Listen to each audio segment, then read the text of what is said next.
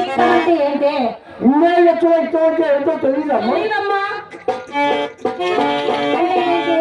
డబ్బు. డబ్బు. డబ్బులతో సేపు నెత్తి మీద ఎక్కించుకోవాలి. డబ్బుడికి కుక్కర్ చేతి కొట్టాలి. అమ్మా మన ఇంటి కుక్క కాదమ్మా. అదేనమ్మా. పొడిగింటి గజ్జి కుక్కలు కొట్టచ్చు మరీ కొట్టాలి. పొరిగింటి గజ్జుకొక్కే మంటి కుక్కలు కొట్టకూడదులే. నా కాలంలో మెరుగు పిల్లల్ని ఒక మంచం మీద పడుకొని ఇచ్చేదాన్ని కాదు. ఇక నా డ్యూటీ లాగా పనిచేసేదాన్ని. మన ఇంటికి వచ్చే కస్టమర్స్ రాజులు రాజు విజులు తేగొచ్చు, రాత్రులు ఎక్కడో తేగొచ్చు,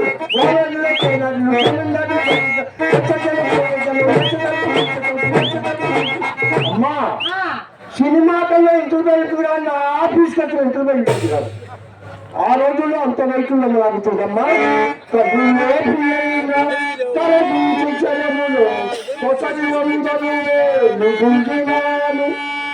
అమ్మా కాడు లోబి అంటే ఎవరే? లోబి అంటే ఎలాంటి వాడో తెలియదమ్మా. తెలీదమ్మా. తమకు ఎంత ఆస్తి ఉన్నది జాగ్రత్త దోహలు పోయేవాడిని అగ్గి పెట్టడానికి పిల్లలు జరుగు వేసుకున్నారు. అలాంటి వాడు వాడితో కూడా వందలు వేలు ఎందుకు భయపడ్డా? పులి అన్నావు కదా.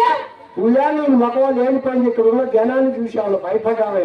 లేదమ్మా అక్కడ అడవి పాలన పులి ఏమని వచ్చిన భయమేలే. పులంటే నిజంగా పులి కాదమ్మా, మన మధ్యలో అవుతారమ్మా. ఊళ్ళో బాబు వేసుకోమని చెప్పేది ఊరు బయట తిరుగుతాడు. అలాంటి వాడిని కూడా కుక్కను చేసి వాకిట్లో కట్టేసి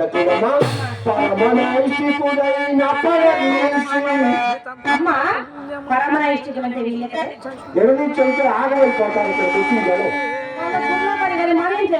అమ్మా మొన్న వేరే పని మీద ఈ చిన్నపప్పూరు వచ్చా. రాగానే సత్యనారాయణ రెడ్డి గారు కూర్చొని ఈ సంవత్సరం తెలంగాణకు బ్రహ్మాండమైన కార్యక్రమం ఏర్పాటు చేయాలా, ఏం చేస్తే బాగుంటుంది, ఎట్లా చేస్తే బాగుంటుందని గుడి పెద్దలు సత్యనారాయణ రెడ్డి గారు వీళ్ళందరూ కూర్చొని మాట్లాడుకుంటున్నారు. ఆ టైంలో నేను ఇక్కడికి వచ్చే గుడి దగ్గరికి రాగానే ఇక్కడ ఉన్న జనం నన్ను చూసి నవ్వారు.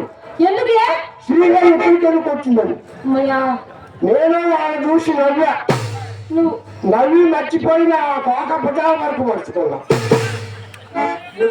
ఆడమైపోయాడు మెండుగా కనపడుతున్నారు. అంత ప్రమాదం ఉందని నేను చెప్పాలంటే చూడమ్మా. పరమనాయికుడైన పడతీసి నోటలు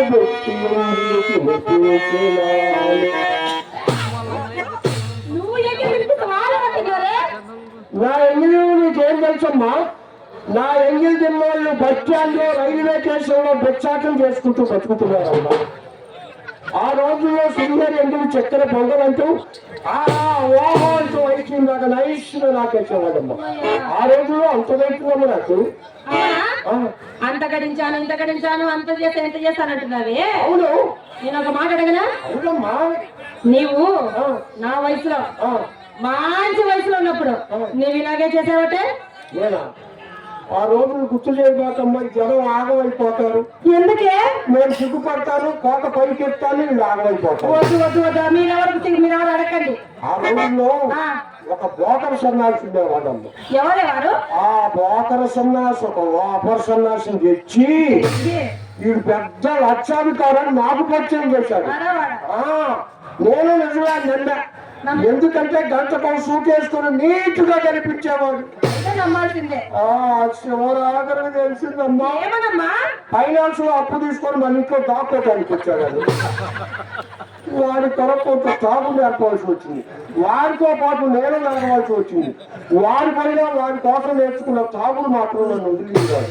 అందువల్ల సంపాదించిన సోరాయి భట్టాలకి, బ్రాండ్ల పుట్లకి, నల్లమూరులకి, కాకరేసే రౌడీలకి, బెదిరించే పోలీసులకి ఇలా ఆస్తి అంత ఆరోగ్యకర్పూరంలో అరించుకుపోయింది అమ్మా. అదేనే ఎంత కరించదా? మన కులానికి ఒక శాపం ఉన్నట్ట కదమ్మా. ఎవరు చెప్పారు నీకు? రామాజీ చెప్పిందా? మేనా చెప్పిందా? పుల్లిబాటు ఉండలే చెప్పులు బాట వల్ల సంసారాలే నాశనం అయిపోతున్నాయి అమ్మా. ఇప్పుడు ఆ శాపం అమ్మంగా లేదమ్మా. ఎందుకమ్మా? పూర్వపురుషులు అలాంటి వయసు మళ్ళీ వాడకంటలు వాడేవారు కాదు అప్పటి వారు. మరి ఇప్పటి వారు? ఇప్పటి కుర్రకారు గొట్టం పాయింట్లు, మెడ చూపులు, గళ్ళలు ఉండేవారు.